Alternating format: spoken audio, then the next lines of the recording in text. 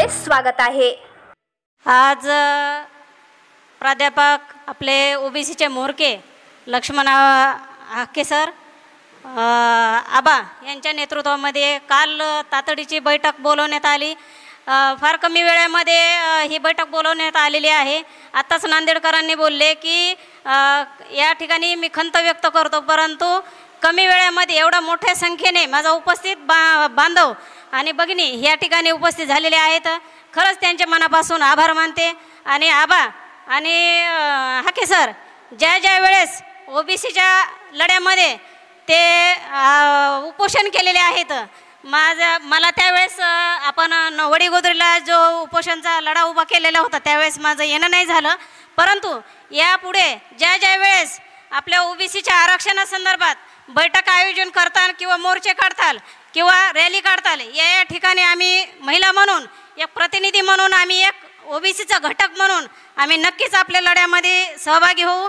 आदरणीय भुजबळ साहेब आणि आबा आणि हाके साहेब यांच्या नेतृत्वामध्ये हे आज लढा उभा केलेला आहे। आज सोशल मीडियाच्या माध्यमातून बऱ्याच ठिकाणी बरेचसे लोक असं धमकी देतात, गुंडशाहीची भाषा करतात, दडपशाही आणण्याचा प्रयत्न करतात, परंतु आपण एवढ्या लोकसंख्येने आपण आहेत तर माझं असं म्हणणं आहे की जे कोणी असे वक्तव्य करतं, भाषा करतं, त्यांना वेळीच उत्तर दिलं पाहिजे। आपण कुठल्याही दबावाला बळी न पडता आम्ही महिला असून आम्ही सोशल मीडिया असो अगर कुठलं काही असो आम्ही प्रखरपणे उत्तर देतो की आम्ही कुठं कमी नाहीत। आमच्या हक्काचं जर तुम्ही आमच्या ताटातलं आमच्या लेकराबाळाचं जर आरक्षण घ्यायचा प्रयत्न करत असाल तर आम्ही शांत बसणार नाही। कालच मी एक व्हिडिओ पाहिला की आम्ही काय बोलले काय ते बोलले की 1 लाखाचं बक्षीस देऊ।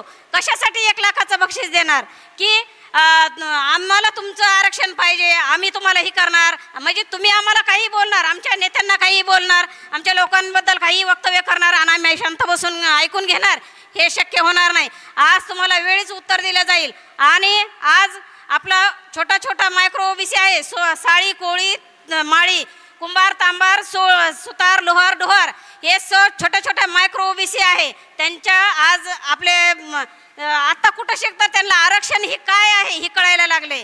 आणि आता या आरक्षणावर गदा आणण्याचं काम या 1.5 वर्षापासून होत आहे, परंतु हे कुठंतरी थांबलं पाहिजे आणि आपण प्रकटपणे त्यांना उत्तर दिलं पाहिजे आणि आपलं जे चाललेलं आहे त्याला रोखलं पाहिजे।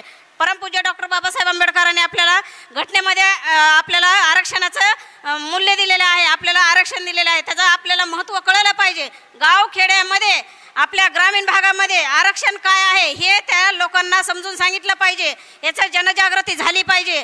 आणि आज त्या लोकांना 5 वर्षाचं जरी लेकरू असलं ना त्यांना कळतं आरक्षण म्हणजे काय आहे, परंतु आपला ओबीसी समाज अजूनही झोपलेला आहे। त्यांना जागा करण्याचं काम आपण सगळ्यांनी इथून पुढे केलं पाहिजे आणि आपलं आरक्षण हे वाचवलं पाहिजे। एवढंच बोलते आणि थांबते। यापुढे आबांनी आणि हाके साहेबांनी आणि आदरणीय भुजबळ साहेब यांच्या नेतृत्वामध्ये आम्ही ओबीसी म्हणून काम करतो।